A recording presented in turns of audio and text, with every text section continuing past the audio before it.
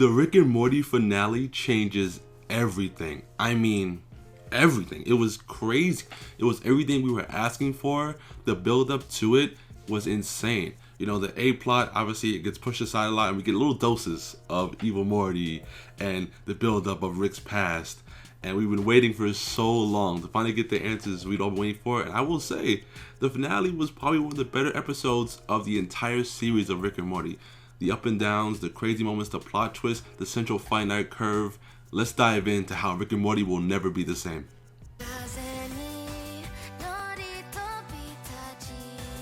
Before we unravel like this crazy finale and the implications, I need to take a second and just talk about how amazing of an anime Rick and Two Crows would have been. And my heart is forever broken that we will never get this anime.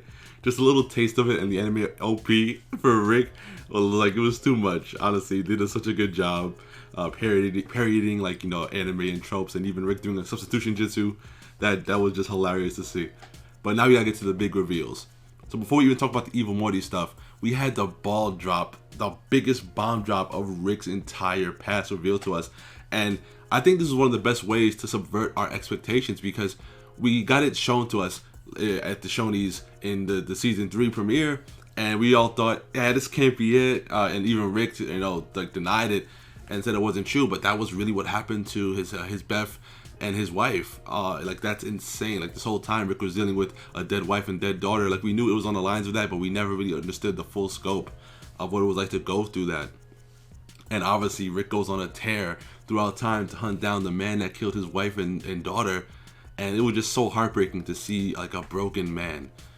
Because, like, this was the Rick that wanted to be with his family. He wanted to give up science. He didn't want to do this. He wanted to spend time with his daughter and love his wife. And that just broke me, because he just couldn't save them, and he tries like his best to redeem them and avenge them, and he couldn't even do that. So that's why Rick just falls deep in his demons and into alcohol and abuse, and he stumbles upon a Beth that wasn't his, and he just has to fight to just keep his daughter in his life any way that he can. Now, this is a question I had watching. I'm not sure. Let me know if it was addressed at any point. But what happens to the wife in the timelines where Beth is abandoned? So when Beth is abandoned and the wife is still alive at that point, because Rick chooses to leave his family to keep his, like, you know, and that in tow leaves Beth alive. What happens to the wife? Is she always destined to die? Is she like that finite point in reality where she is always going to die no matter what situation? I wasn't sure if they addressed it or not. If you guys know, let me know in the comment section below. But it broke me to see how broken Rick was, and we finally got that full fleshed out story of Rick. And not only did we get it, which I think is major, but the fact that Morty gets it will change the trajectory of this show forever. Like, he's never gonna not know this information. I don't think they're gonna do a Morty mind blasters and take it out of his mind. This is gonna be concrete. And I think due to that, the relationship will never be the same, because now he knows what Rick has gone through, the type of person Rick is, that Rick actually does care, that Rick actually does have some a heart deep inside of all that alcohol. You get past all that booze, there actually is a heart there. And I think that Rick took so much judgment, which also affected me too, because, like, you know, Rick takes so much shit about being a terrible father, because he's taking the responsibility of the Rick that left just so he can be in his daughter's life. So he's taking all that abuse and shit from, you know, from a family that's not even his, just to be around his daughter. And that's just, it's such good storytelling. I love how Rick and Morty can go from being a funny comedy to just getting down to the core and emotions. And I think when Rick and Morty gets those emotions, it's when it's at its best. And I think it uses it well enough so it's not just constantly hammering it in on you, but little doses works better to me. I think, of course, the episodic stuff can get a little wonky, and I think season 5 was a testament to that, because there was a few episodes in season 5 that it was kind of making the fans go up and down a little bit as far as our love for season 5, such as, like, you know, the space incest baby Naruto somewhere off in space doing jutsu. Who knows what he's doing up there, throwing out Rasengans. And then we had the Turkey episode and the Voltron episode, so there was some weird up and downs, but I think overall this was a very good season and ended on such a high note, and it almost wipes the slate clean of what we can expect for season 6, because there's so many avenues that they can take this. I don't think we're gonna just go right back to the episodic format like it never happened. I think that's what the show was even telling us at the end, that this is not gonna go back to that. Even Morty was asking, okay, clean slate, we go back to normal, and Rick was like, no, I learned empathy from the crows. I am one with the crows now. So I would hope that they don't just try to go back to the episodic nonsense. Of course, we always need some silly Rick adventures, from the Rickiest Rick. But I want there to be actual implications and ramifications from the event that's happened. And I think we're going to get that. I don't think the event's ever going to be the same. The Citadel was destroyed, and so was, multiple Ricks. I think there's probably still a few out there, but I think maybe like 90% of the Ricks got blended. I don't know how many Mortys are still left out there, because I know Rick and Morty were able to save a good amount of Mortys on the escape ship, but there's definitely a lot less Ricks floating around out there. And then also, Evil Morty destroyed the central finite curve. So what's going to be the implications of that? Now the universe is going to open up to us. We thought we had the infinite universes in front of us the entire time, but this was the big game changer. This is why this episode changes everything. The central finite curve. So Evil Morty revealed in all of his glory that this whole time we've been lied to. Morty's been lied to. Everyone's been lied to. The universe we know is all infinitely just what the Ricks control, where Rick is that number one top dog, smartest man in the universe, and they've isolated the infinite possibilities of Rick being the best person in the universe from all the other infinite possibilities. I know it's a lot to take in, but it's pretty much saying that all the universes are separated, where Rick is the best and everything else is separated from that and can't be even accessed. And I think there's multiple reasons why they did this, because we got also on Rick's flashback that Rick was one of the founding members of the Citadel in creating the Citadel. Of course, this was when Rick was at his wit's end. He couldn't find the killer of his wife and daughter, so I think he was just tired and wanted to sign a truce. He was personally just tired of the constant nonsense killing. And I know Rick loves killing, but I think even he at that point was just done and emotionally distraught. But I think there might be multiple reasons why he was involved with the Citadel and the creation of the central finite curve. So there's multiple theories floating on the internet, but here's a few I think that stick out and some of my own. So there's the first one. Rick created it to maybe trap the Rick that he knows killed his family in the central finite curve, so eventually he will find the killer of his family and redeem them.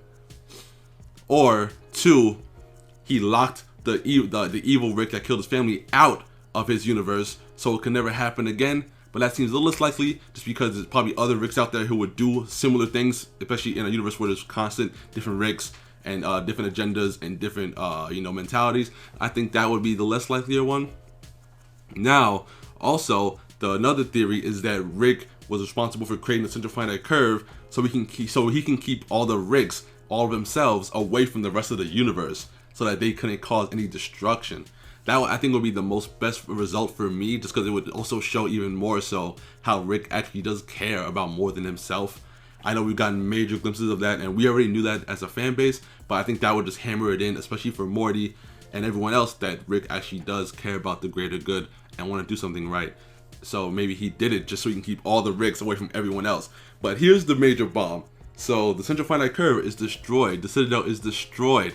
There's no one keeping anything in check. So now, next season, we can have people on the same level, villains or rivals on the same level as Rick, or even smarter than Rick, come into the universe to challenge Rick, fight Rick, cause trouble, cause havoc. We can see so many more stories play out now, because little did we know, we weren't even in the biggest infinite universe. We were only a fraction of the possibilities out there.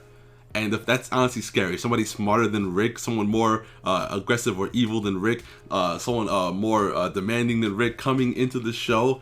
I think that if they pull it off right, it can set up some awesome characters, some epic fights, great moments, and some great mental battles between Rick and someone who can actually meet his mental capacity. Because for the most part, except for the people the guy he went back and forth with in the mini universe in his UFO.